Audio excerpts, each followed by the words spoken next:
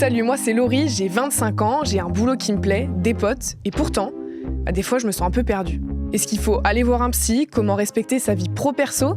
Est-ce que je vais garder le même job toute ma vie? Sauf que ces questions-là, j'ai remarqué qu'on se les posait tous. Alors chaque semaine, j'invite un jeune perdu pour qu'on en parle ensemble. Je serai accompagnée de ce que j'appelle un vrai adulte, donc un psy, un spécialiste ou un professionnel, et tous les trois, on prendra le temps pour trouver les réponses à ces questions. Bienvenue dans Perdu ensemble, le nouveau podcast d'Élan Média. Puisqu'on est tous un peu perdus, alors autant l'être ensemble.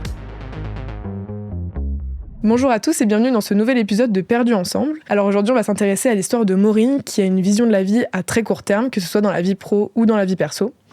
Bonjour Maureen. Bonjour. Maureen, tu te tournes très souvent vers des CDD, tu voyages beaucoup, t'as pas beaucoup d'amis proches avec lesquels tu entretiens de vrais liens et tu te poses beaucoup de questions par rapport à ça. C'est pourquoi j'ai invité Marlène à ma droite. Bonjour Marlène. Bonjour.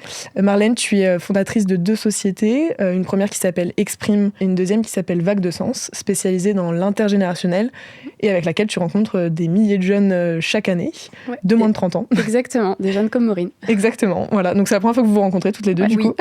Pour que Marlène te connaisse un peu plus, j'ai prévu ce qu'on appelle un portrait express. Le portrait express, c'est simple, c'est 10 questions et le but, c'est que tu y répondes le plus vite possible.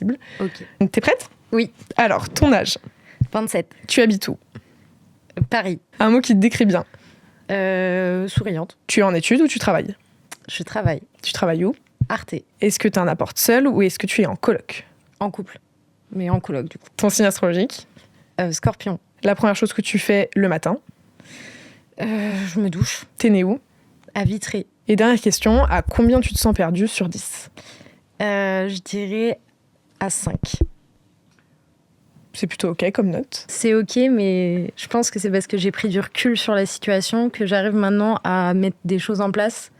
Mais de base, je pensais être beaucoup plus perdue que ça parce que ça a toujours été un problème dans ma vie. Et ça a toujours créé un peu des tensions, que ce soit dans mes relations, dans mon travail aussi ou avec ma famille. Cette vision court terme, là, tout le monde ne la comprend pas forcément. Et je pense que justement, avant, je la comprenais pas non plus. Et du coup, qu'est-ce que tu es venue chercher ici? Pourquoi tu as accepté de venir ici? Parce que je me suis rendu compte, du coup, en évoluant un petit peu ces dernières années, que j'étais pas la seule. Et j'ai aussi 2 petites sœurs. Donc j'ai aussi cette envie-là de leur transmettre des choses que j'ai vécues. Elles ont 5 et 7 ans de moins que moi, donc c'est quand même un peu en dessous. Et voilà, je peux pas m'empêcher de penser à comment elles évoluent. Et j'aurais aimé, moi, à leur place, qu'il y ait quelqu'un qui me dise là, en fait, c'est normal, tu vas forcément passer par cette étape-là et ça va se désengorger, ça va t'aider. Mais j'aurais aimé avoir quelqu'un. Rapidement, juste, est-ce que tu peux nous présenter un peu ton parcours pro, ce que tu as fait du coup après le bac et jusqu'ici? Les études, c'était commerce international langue. Et puis en ville, j'ai fait... moi, je viens de Bretagne, du coup vers Vitré. J'ai fait Le Mans, j'ai fait Angers, j'ai fait Barcelone, j'ai fait Paris, j'ai fait l'Asie pendant 6 mois. Donc, je suis pas restée beaucoup dans les villes. Et du coup, là, t'es à Paris. Et là, je suis à Paris. Et tu repars quand? C'est une question qui est en cours de développement dans ma tête. En vrai, j'ai déjà une idée de où je veux aller. J'aimerais aller en Amérique latine après. Mais d'un autre côté, pour la première fois, je me sens vraiment bien dans mon travail. Et d'un autre côté, je suis en CDD. Donc, j'ai pas de mal aussi à me dire pourquoi pas. Enfin, j'ai pas peur du changement. Donc, si jamais ça se prolonge pas ou si jamais j'ai une opportunité, que ce soit en France ou même ailleurs, je pense que j'irai. Et si Charté t'avait proposé un CDI, tu l'aurais accepté ou pas? En fait, ça dépend de la situation dans le sens où moi, on m'a proposé un CDI en même temps qu'un CDD chez Arte. Et en fait, à la base, moi, j'étais partante pour le CDI. Et en fait, quand on m'a proposé un CDD chez Arte, alors d'un côté, j'adore Arte et vraiment, je l'ai choisi parce que je m'y sens super bien, j'ai une équipe de fous. Et aussi, je pense qu'il y a une part de moi qui ne veut pas se l'avouer, mais oui, il y a un truc de rassurant dans le CDD, de se dire, en fait, je peux partir et tout envoyer valser, quoi. Et est-ce que tu as réussi à identifier ce qui t'a permis de te sentir si bien en étant à l'étranger? Je pense que ça a été déjà le regard des gens, parce que je suis partie en Irlande et du coup, déjà, j'étais pas très forte en anglais. Et quand avant, je m'intéressais à l'anglais, mais pas tant que ça. Et en fait, quand je suis allée à l'étranger et que j'ai commencé à parler anglais et j'ai vu que personne me jugeait déjà sur la manière dont je parlais, mon accent et tout ce qu'il y a autour, je me suis sentie déjà plus libre de faire des rencontres avec des gens que normalement, j'aurais peut-être pas été vers eux. Ce regard des gens-là, je l'avais plus, que ce soit pour travailler, pour parler, pour créer des relations. Je sais pas, c'est comme si j'avais tout un poids qui s'était enlevé de mes épaules et j'étais juste moi. Et ça, tu l'as toujours eu, dès que tu vas à l'étranger ? Là, dès que je vais à l'étranger, et je pense que c'est ce qui fait que j'en suis accro, c'est que je l'ai à chaque fois, c'est que je me sens trop bien. Et par rapport à ce que tu as dit, le côté court terme, je le ressens aussi vachement, c'est-à-dire que je vais aller vers beaucoup de gens, je vais parler à beaucoup de personnes. Par contre, si c'est qu'une nuit, une journée, une nuit, on s'entend, genre une soirée. On peut aller dans des conversations très profondes ensemble, on peut parler de tout. Je peux te demander c'est quoi ton plus gros trauma, il n'y a aucun souci. Mais le lendemain, genre si on se reparle pas et si on garde pas contact, ça me va aussi. Et si on peut garder contact de temps en temps, ça me va pareil. Je suis un peu désattachée. Ouais. Ce que je disais du coup au tout début, Maureen, elle a un profil très court-termiste, non seulement sur le côté pro où elle va chercher quand même des CDD, mais aussi sur le côté perso où elle garde quand même. Ce qui toi te fait kiffer dans les amitiés, c'est le fait qu'elles soient courtes. Et t'as du mal à t'investir dans des amitiés plus longues. Mais on pourra revenir peut-être sur les amitiés après. Si on peut revenir un peu sur le CDD d'ailleurs. Toi, quand t'as accepté le CDD plutôt que le CDI, tu m'as dit un truc au téléphone. Que ta mère avait failli te tuer, je cite. C'est vrai. Tu peux nous raconter déjà ? Ouais, en fait, du coup, quand moi... alors déjà, en BTS, j'ai eu une première offre d'un CDI. J'étais en commerce international, donc c'était un domaine qui était forcément beaucoup plus lié à mes parents qu'à moi. En fait, moi, je suivais un peu ce qu'ils me disaient. Et du coup, en fait, quand j'ai eu ma première offre de CDI j'avais quel âge ? J'avais 20 ans. Genre, c'était il y a 7 ans de ça. Et mes parents, ils étaient en mode « Waouh, incroyable, genre vas-y, accepte et tout, mais c'est génial, c'est une grosse entreprise, il y a beaucoup d'avantages, tu vois, les trucs auxquels tu penses pas vraiment quand t'as 20 ans, genre ouais, tu vas avoir des primes, des machins et tout. » Et du coup, j'étais en mode « Bah non, j'ai pas envie du tout de ça, en plus l'entreprise m'intéressait pas forcément, bref. » Et en fait, ce truc-là, je pense qu'ils l'ont toujours eu, et je pense qu'ils ont juste peur pour moi parce que c'est une autre génération, ce que je comprends totalement. Et c'est pour ça que j'essaie de les rassurer au mieux. C'est-à-dire que quand je vais à l'étranger ou quand je pars faire quelque chose, c'est toujours avec un but en tête et je suis responsable. Je leur demande rien. Mais ça, quand même, ça les titille de savoir que je prends pas le CDI. Qu'est-ce qu'on dit justement aux parents dans ces cas-là ? Un profil comme Maureen qui part souvent en voyage et qui a pas forcément envie de se poser dans un CDI. Qu'est-ce qu'on dit aux parents ou aux proches ? Je pense qu'il va falloir les rassurer, mais c'est aussi les rassurer en leur démontrant qu'à chaque fois ça se passe bien. Et c'est vrai que c'est pas facile. Là, j'en ai pas forcément parlé, mais je comprends ce que tu veux dire parce que moi, j'ai pas mal voyagé. J'avais aussi ce côté par le passé. J'ai pas du tout envie de m'attacher, de rester figée quelque part. J'ai besoin qu'il y ait tout le temps du mouvement. Et des fois, c'était un peu dans l'excès, voire même encore aujourd'hui avec tout ce que je fais, des fois voilà, c'est un peu dans l'excès. Donc je comprends en fait le côté tes parents ils ont un peu peur pour toi, mais moi l'image qui me vient toujours c'est en fait nos parents la plupart du temps ce qu'ils veulent juste c'est notre bonheur, ils veulent juste qu'on soit en sécurité et du coup pour eux la sécurité c'est la sécurité financière qui prime et du coup ils ont envie qu'on ait toutes les cartes dans notre jeu là, les cartes les plus parfaites à leurs yeux, mais en fait c'est un petit peu comme si on jouait pas au même jeu. T'en as un qui joue au Uno, t'en as l'autre qui est en train de jouer au 7 famille. À un moment, t'as beau avoir tes meilleures cartes, l'autre va pas forcément, ça va pas être forcément les meilleures cartes pour l'autre.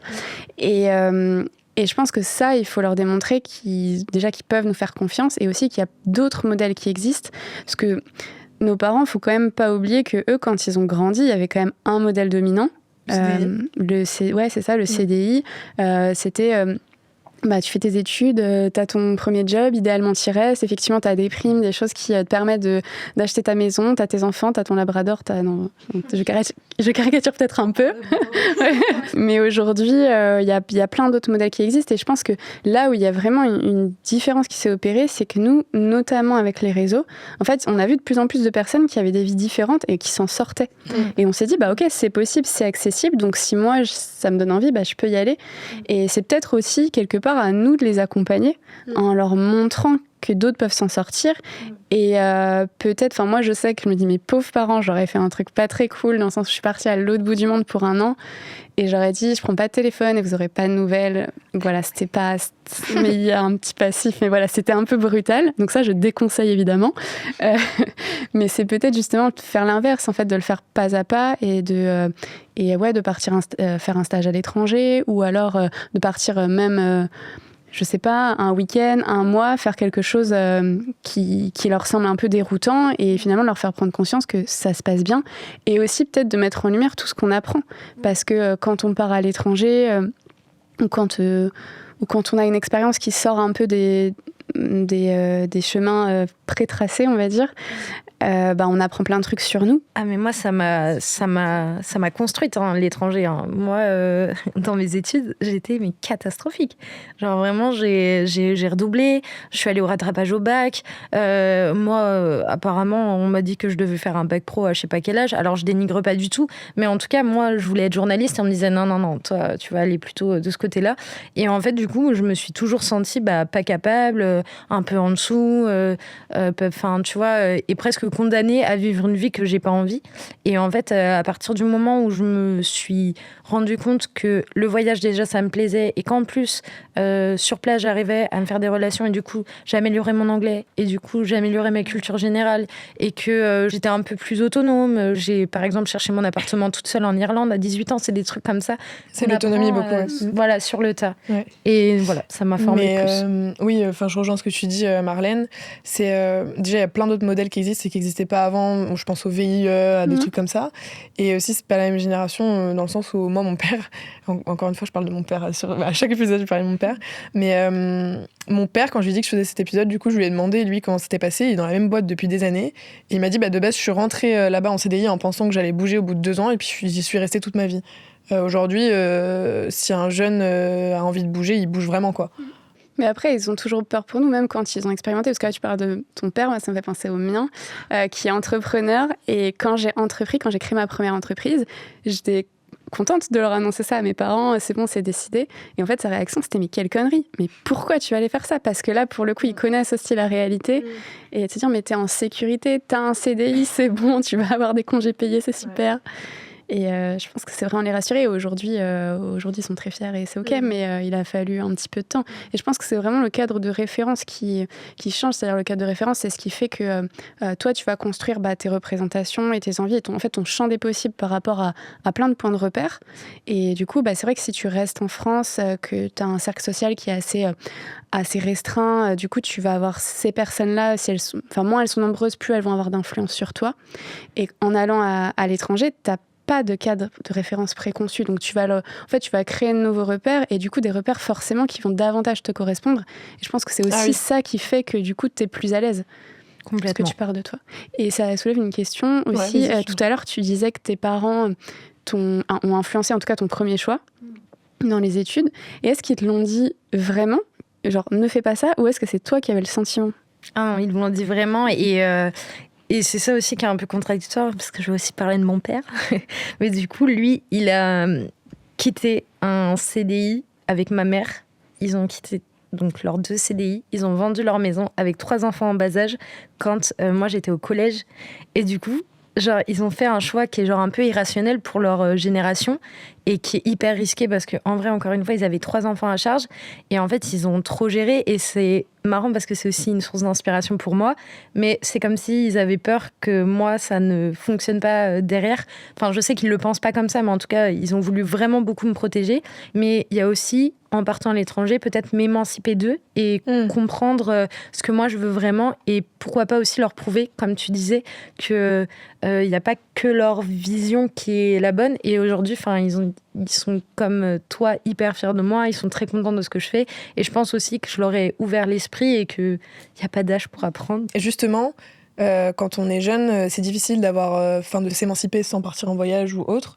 Comment on fait quand on sent qu'on n'est pas à sa place pour pas écouter ses parents ? C'est un peu une question difficile, mais partir en voyage, tu vas me dire. Je sais pas s'il faut ne pas écouter ses parents, mais en tout cas, c'est peut-être aller chercher d'autres pistes d'inspiration, rencontrer des gens qui font différemment. Et peut-être tout simplement de se dire, peu importe où on habite, peu importe notre profil, mais juste qu'est-ce qui m'a un jour tenté. J'ai eu envie de le faire et je ne l'ai pas fait. Je me suis freinée parce que peur du regard des autres, parce que on m'a toujours dit qu'il fallait pas le faire. Voilà, c'est quoi ce petit truc ou ces petits trucs que j'aurais aimé faire mais que je me suis pas autorisée à faire, et peut-être en faire une liste et se donner une forme de régularité en se disant par exemple chaque trimestre je fais un nouveau truc. Et ça, je pense que ça nous permet à la fois d'apprendre à mieux nous connaître, de voir qu'il y a d'autres modèles qui existent et de pouvoir aussi s'appuyer sur des expériences concrètes pour pouvoir dire à ses parents, à ses amis ou à je ne sais qui que ces modèles-là existent aussi. Oui, et que ça t'a fait du bien et que ça t'a plu. Et puis tu rencontres des personnes qui ont cru en elles à ce moment-là, qui, elles, sont allées vers ces secteurs et qui ont fait des choses qui ont fonctionné. Ouais, trop bien. Mais du coup, moi, ma question, donc là, t'es en CDD. Tu sais pas ce qui va se passer après, tu verras en fonction des opportunités, mais est-ce que tu te vois vivre à l'étranger parce que tu t'y sens bien, ou est-ce que tu souhaites quand même rester en France? Je sais pas. J'arrive pas du tout à me projeter, et je pense que c'est ce qui fait un peu toute ma problématique, c'est que je suis incapable de dire où je serai dans un an et où est-ce que j'ai envie d'être plus tard. Est-ce que même j'ai envie de rester dans une ville indéfiniment? Je ne sais pas. En tout cas là, j'en ai absolument pas envie, tu vois. Paris, j'aime bien parce que il y a l'aéroport à 40 minutes, genre c'est parfait, je prends le métro, je peux partir. Ouais. Donc là, je m'y plais. Pour combien de temps, je sais pas, mais en fait, c'est pas quelque chose dont j'ai peur.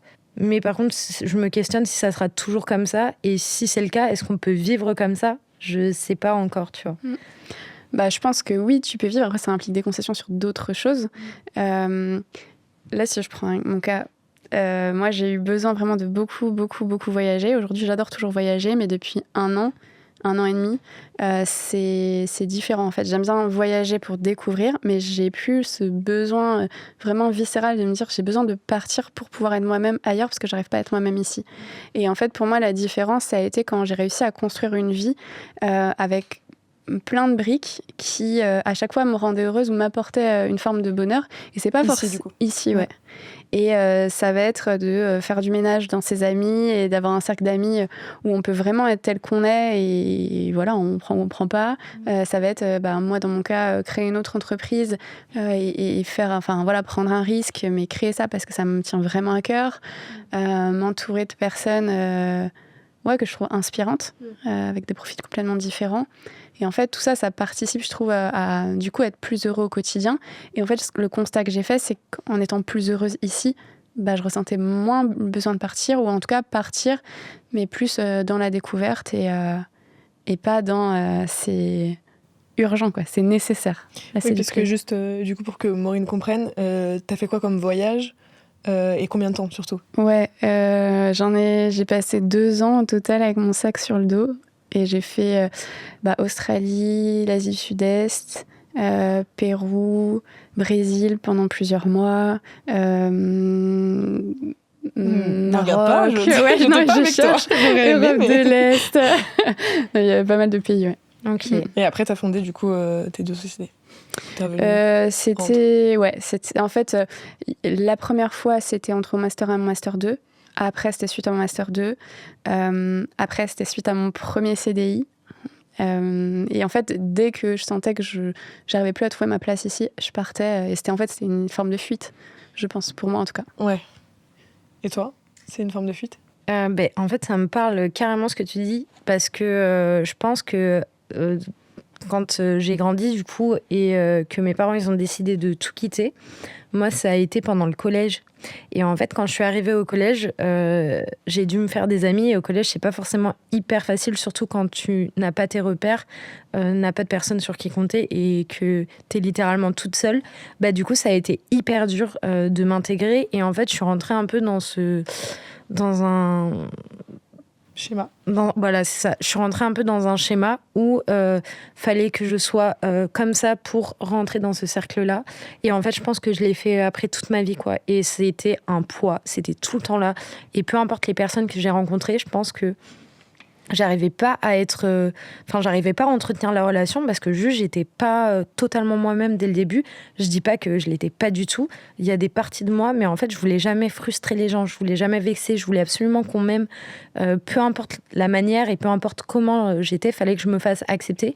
Et en fait je pense qu'à l'étranger justement, vu que je savais que c'était temporaire et que j'étais pas forcément là pour du long terme, je me disais que j'avais pas forcément à faire d'efforts ou quoi. Et en fait, bizarrement, c'est aussi là que j'ai fait mes plus belles rencontres, que j'ai partagé des choses avec des gens qui étaient un peu... Voilà, exactement. Et je pense que c'est un peu ce truc-là de... dès que je pars à l'étranger, en fait, tout se passe bien, mais c'est presque logique parce que t'es juste toi-même et t'as rien qui t'impose quoi que ce soit. Donc, Puis tu attires aussi des personnes qui te ressemblent. Oui. Et ce que tu disais, ça me fait penser à une image, c'est parce qu'en fait, la difficulté, c'est ça, c'est d'arriver à rester soi-même, quel que soit l'environnement. Et c'est vraiment quelque chose qui n'est pas facile. Je pense, honnêtement, c'est le travail d'une vie de réussir à faire ça. Et ce qui est dur, c'est quand tu as ces petits décalages qui se font vraiment petit à petit. Et c'est un peu comme si, là, on nous amenait une marmite d'eau bouillante et qu'on te dit plonge ta main dedans. Tu vas dire, non, je le fais pas. Par contre, si on te dit plonge ta main dans la marmite d'eau froide et que petit à petit, on fait chauffer la température, peut-être qu'à un moment, tu vas ressortir, tu auras ta main qui sera complètement brûlée et tu ne t'en seras pas rendu compte parce qu'en fait, ce sera minime. Et en fait, et c'est ça, je pense, aussi un vrai nœud qu'on va retrouver chez beaucoup de jeunes, c'est qu'on ne se rend pas compte de tous les petits pas qu'on fait qui nous décentrent de qui on est. Et puis à un moment, il y a le pas de trop, le moment de trop, la goutte d'eau qui fait déborder le vase. Et là, du coup, ça peut exploser. Et ça peut exploser de plein de manières. C'est je pars à l'étranger. Ça peut être si je suis dans une entreprise, en fait, j'ai pas osé dire que ça n'allait pas. Et j'ai laissé faire. Et à un moment, j'en peux plus. Et soit je m'énerve de manière un peu disproportionnée, soit je quitte mon CDI ou mon CDD et potentiellement je me mets en difficulté. Et c'est dur d'avoir cette conscience-là, mais je pense que soit avec... en instaurant, pareil, un rituel, en se disant, je vais prendre un moment, je sais pas, peut-être chaque semaine, à la fin de chaque semaine, à la fin de chaque mois, un moment où je me dis, voilà ce qui s'est passé dans ma vie, est-ce que ça me correspond ou pas, et sinon, comment je régule ? Je pense que ça, c'est un travail qu'on peut faire sur nous. Et après, dans l'entreprise, ça peut aussi être demander à son manager, par exemple, d'instaurer un point une fois par trimestre, et on fait le point, et on voit si ça va ou pas, et on ajuste, quoi. Oui, vraiment d'identifier ce que t'aimes pas, ce que t'as aimé, ce que t'as pas aimé, et après d'agir en fonction plutôt que de péter un câble à un moment donné parce que t'as pas pris le temps de te connaître toi. C'est un peu ça. Ou juste déjà de dire, parce que des fois tu sais pas pourquoi, mais juste tu sens, là ça me va pas. Ouais, t'es pas dans le mood, quoi. C'est ça. Et je pense que de l'expliquer aux autres, c'est important pour qu'ils puissent comprendre et eux aussi pouvoir agir potentiellement. Marlène, des profils comme Maureen, du coup, non seulement sur le court-termisme, mais aussi sur les amitiés où voilà, elle a pas beaucoup d'amis proches, etc. Est-ce que tu en as déjà rencontré ? Alors, qu'est-ce que tu leur dis ? Ouais, alors oui, j'en ai déjà rencontré. Après, c'est quelque chose qui est encore assez tabou. Je pense qu'on a du mal à dire, j'ai beaucoup d'amis. C'est ça. Ouais. Et je suis bien avec ça. Mais il y a aussi un autre sujet qui peut apparaître, parce que il y a le fait d'avoir des amis ou pas, et il y a le fait d'être bien ou pas avec ça. Et je pense qu'avec les réseaux, en tout cas nous, ce qu'on voit beaucoup aussi, c'est des personnes, parfois des très jeunes d'ailleurs, qui sont quand même en souffrance et qui se sentent très seules et qui, par les réseaux, ont une forme de sociabilité, mais c'est pas des vrais liens, et eux, ils en souffrent. Donc il y a aussi cette réalité qui existe, et ça, je pense qu'il faut pas la sous-estimer, parce que... c'est la fameuse phrase, je te coupe, désolée, mais c'est la fameuse phrase j'ai jamais été autant entourée et pourtant je me suis jamais sentie autant seule de toute ma vie. Parce que t'as plein d'amis sur les réseaux, t'as 800 abonnés, machin, puis en fait au final t'as même pas un seul pote à qui tu peux te confier si t'as pas... Puis après, les algorithmes aussi, ou même la structuration des réseaux, elle nous pousse vers ça. Tu postes une story, t'as plein de likes, du coup, t'as ce sentiment de satisfaction tout de suite, il y a de la réaction, t'as l'impression d'avoir du contact, mais c'est pas du vrai contact. Donc je pense qu'il faut à la fois passer le message en disant c'est ok de pas avoir beaucoup d'amis, c'est important quand même d'avoir du lien, parce qu'on on a tous besoin de ce lien social, mais c'est ok si on a 1, 2, 3, 4 amis, on peut pas être aimé par tout le monde. Et puis est-ce qu'on a vraiment envie d'être aimé par tout le monde, des fois même par des gens que nous-mêmes on n'apprécie pas plus que ça. Peut-être se dire aussi, est-ce que, juste la simple question, est-ce que je suis vraiment moi-même avec l'ensemble de mes amis ? Oui. Parce que et d'ailleurs, on parle des amis, on a un peu dérivé, mais c'est même avec plus largement le boulot, le fait d'avoir un CDD ou pas. Est-ce que je suis ok avec tout ça, quoi ? Mais vas-y, je te laisse continuer. Non, mais vis-à-vis des amis, en tout cas, c'était le côté est-ce que je suis vraiment moi-même ? Parce qu'en fait, si t'es pas toi-même, est-ce que c'est vraiment intéressant pour toi de cultiver ces relations ? ou pas? Est-ce que c'est des vraies relations?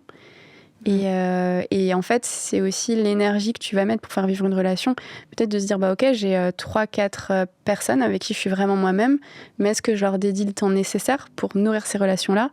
Ou est-ce que en fait, je passe tout mon temps à partir en soirée avec plein de gens et c'est trop cool, mais du coup, ces personnes, je les délaisse un peu. Et est-ce que c'est vraiment ça qui est bien pour moi? Ça peut être, pour les personnes en tout cas qui se questionnent et qui sont un peu dans cette introspection, je pense que ça peut être intéressant. Est-ce que tu as un dernier mot à dire à Maureen sur le fait que voilà, elle préfère voyager, elle préfère les CDD, c'est un modèle qui est pas commun en tout cas? Alors oui et non, dans le sens toi ton profil, c'est peut-être pas le profil le plus commun des personnes comme ça qui voyagent énormément. Il y en a, je pense, de plus en plus, mais c'est que ça reste pas la majorité des personnes. Par contre, ce côté court-termiste, on le voit beaucoup chez les moins de 30 ans.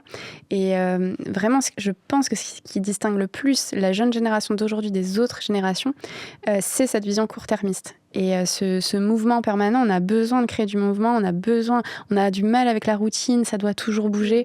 Ça, c'est quelque chose qu'on va vraiment retrouver et qui va se présenter de différentes manières, mais qui va être vraiment marqué chez tout type de profil, que tu sois dans l'industrie, dans la boulangerie, peu importe, en fait, on va vraiment retrouver ça. Donc je pense que si on l'a identifié chez nous et qu'on n'est pas à l'aise ou qu'on a des personnes, des parents, des profs, des managers qui nous disent mais c'est pas possible aujourd'hui, les jeunes ils restent pas en place, ils veulent que des CDD, ils partent au bout d'1 an et demi. Oui, d'accord, peut-être. Après, c'est une réalité. Je pense que c'est aussi à eux de s'adapter parce qu'on vit dans un monde où tout va de plus en plus vite et a priori, c'est pas prêt de s'arrêter. Oui, complètement. T'es d'accord? Archi d'accord. Moi aussi, je suis d'accord. C'est vrai que j'ai l'impression que notre génération, elle a envie de vivre des choses, de tester plein de trucs. Et du coup, t'es forcément obligé de passer par une vision court-termiste pour tester plein de trucs. Après, moi, je suis en CDI depuis 4 ans, mais j'ai quand même envie de tester. Et du coup, je teste des trucs, mais ailleurs que mon travail, tu vois. Après, aujourd'hui, on est quand même pas mal aussi à avoir un sorte de syndrome FOMO où on a peur du coup de manquer quelque chose et on a toujours envie d'aller voir ce qui se passe ailleurs. Et ça aussi, je pense que c'est un exercice qui peut être intéressant. Des fois, c'est vraiment juste de faire le point et de se dire, dans ce que je vis, j'ai envie d'aller voir ailleurs. Est-ce que c'est par curiosité? Est-ce que c'est parce que je suis pas bien? Est-ce que c'est parce que... J'en ai envie. Voilà. Est-ce que j'en ai... Oui, toi, vraiment, c'est vraiment quelque chose dont t'avais envie. C'était pas vraiment la peur de manquer de quelque chose. Non, pas forcément, mais je me suis rendue... aujourd'hui, je pense que je peux dire que j'ai envie de voyager parce que j'ai envie de découvrir des nouvelles cultures et j'ai envie que ça m'apporte et tout. Mais au début, je pense que c'était quand même pour faire quelque chose et que ça m'a rendue un peu addict à ce côté voyage-là où je suis pas capable de rester plus de 2 ans au même endroit. Après, je suis restée 2 ans une fois au même endroit parce que c'était un master, il fallait que je le termine, tu vois. Mais je pense que selon la situation, je suis capable de vite partir sans me poser vraiment de questions de à qui je vais quitter, quel travail, etc. Et je pense que ce qui est important aussi de dire à ceux qui sont peut-être comme toi, c'est que c'est OK. Tu vois, t'as le droit d'avoir besoin, de ressentir le besoin de changer tous les 2 ans de job, d'avoir ce besoin de voyager, c'est OK, c'est comme ça. Et si t'es bien comme ça, faut pas non plus se contraindre totalement parce qu'on va avoir des parents ou une société qui nous envoie des messages en nous disant oui, mais on a toujours fait comme ça, OK, mais en fait, le monde, il a changé et on a le droit de changer avec, quoi. C'est même sain. Oui. Et puis, ça veut pas dire que dans 5 ans, tu voyageras toujours, t'en sais rien, tu vois. C'est ça. La preuve avec Marlène. Mais c'est encore une fois dur de se projeter. Moi, j'arrive pas si tu me dis l'année prochaine, qu'est-ce que tu fais? Je pense à la limite à mon prochain voyage, mais à rien d'autre, tu vois. Même avoir des enfants. Alors que pourtant, j'approche de la trentaine, que je vois autour de moi mes copines qui tombent enceintes et tout. Pas toutes. Mais du coup, il y a un peu ce truc de... quand est-ce que je vais avoir une vision long terme de mon futur et est-ce que ça va même arriver un jour? J'ai l'impression que je suis bien comme ça, là je commence à me trouver et j'ai pas envie qu'il y ait quelque chose qui vienne un peu chambouler ce que je construis. Donc ça c'est aussi un truc dont je sais pas, je me projette pas, quoi. Après, est-ce que c'est grave? Parce que là en t'entendant, moi j'ai l'impression que t'as l'air bien dans ta vie, t'es en train de construire quelque chose de plutôt cool. C'est trop bien. Ouais. À t'entendre, t'as pas l'air perdu. C'est ça, mais je me pose des questions. Je pense juste que c'est le regard des autres aussi. Ouais, peut-être. Peut-être que ça joue, mais c'est vrai que où je serais dans un an et est-ce que... Enfin, tu vois, il y a aussi un truc des réseaux sociaux où genre... Enfin, je sais pas comment dire, mais il y a toute l'actualité, moi, qui m'impacte énormément, qui est hyper présente. Et du coup, je me dis aussi, j'ai envie de faire plein de trucs parce que... c'est horrible, mais j'ai presque l'impression que ma vie, elle peut s'arrêter à tout moment. Demain, il y a une guerre, demain, il y a un truc et tout. Et je pense qu'il y a aussi cette partie-là de moi où genre, j'ai envie de faire un maximum de trucs et en fait, je vois tellement de... Enfin, tu vois, un peu la peur de... C'est fort ce que je vais dire, mais même la peur de mourir, la peur... Enfin, il y a un truc qui grandit en moi et je pense que ça participe aussi au fait que j'ai envie de faire un maximum de choses parce qu'on ne sait jamais ce qui peut se passer demain. Et en fait, je pense qu'il y a aussi les réseaux sociaux qui alimentent ça. Faites plein de choses, testez. Tu vois, toutes les personnes qui sont en mode... à 25 ans, ok, t'as pas d'argent de côté, mais regarde tout ce que tu vis en voyage et tout. Et ça, d'un autre côté, c'est cool parce que ça te donne envie de partir, de voyager, de faire des choses. Et d'un autre côté, genre, ça te stresse, ça te presse à faire des choses que tu ferais peut-être que dans un an ou dans 2. Et moi, je sais que j'ai un peu ce truc-là aussi de ne pas vouloir... Tu vois, des fois, c'est horrible ce que je vais dire, mais des fois, genre, je me dis, là, genre, j'ai un voyage en janvier, j'aimerais pas mourir avant. Genre, si jamais je meurs, c'est après. C'est bizarre, hein, mais c'est hyper précis. Mais je pense que, par contre, ça, c'est les réseaux sociaux qui m'ont vraiment alimenté cette peur-là aussi. Bah après, t'as forcément une influence. Mais dans ce que tu disais, ça me fait aussi penser à autre chose qu'on entend beaucoup. Alors là, pour le coup, de personnes plus âgées qui vont nous dire oui, mais les jeunes, c'est la génération post-Covid, c'est à cause de la pandémie, etc. Et en fait, oui, c'est vrai que ça a une influence, mais souvent pas de la même manière que ce qu'ils imaginent eux. En fait, quand on rencontre même aujourd'hui des personnes qui ont 15-16 ans et qu'on évoque ce sujet-là avec eux, bah, tu sens bien que c'est venu vraiment bousculer. C'est qu'avant ça, en fait, on avait des modèles où on nous avait dit la vie, en gros, voilà comment elle fonctionne. Voilà, nos aînés nous ont dit ça.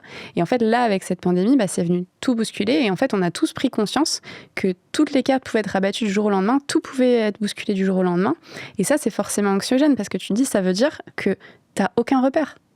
T'as des repères qu'on t'a donnés, mais en fait, là, on t'a appris que en fait, tout pouvait changer du jour au lendemain. Donc forcément que c'est anxiogène.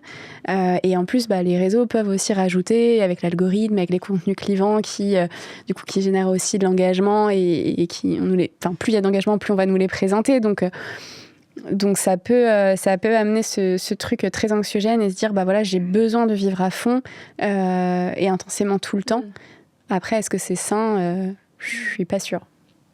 Ouais, je suis d'accord. Un dernier conseil peut-être pour rassurer Maureen ou...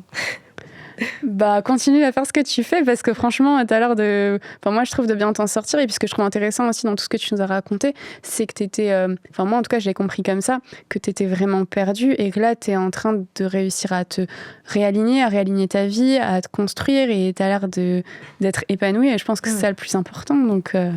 je te souhaite plein de bonnes choses pour la suite. Oui. Merci. Et de pas t'inquiéter si t'as l'impression d'être pas dans le cadre, j'ai envie de dire. Parce que en créer ton propre cadre. Ouais. Il y a quand même 1 jeune sur 3 qui n'accepte pas de CDI en sortie d'études. Ouais. Qui préfère les CDD. Donc t'es pas toute seule. Ouais. Et en vrai, quand je regarde autour de moi, les personnes de mon âge, il y en a pas beaucoup qui vraiment ont un CDI bien rangé. Donc voilà, mais merci beaucoup. J'espère que ça t'a aidé. J'espère que tu as eu des réponses à tes questions. Oui, franchement, c'était trop bien de dialoguer. Et puis même, on est tous un peu dans la même tranche d'âge. Donc aussi, c'est cool d'avoir des personnes comme toi qui ont voyagé comme moi.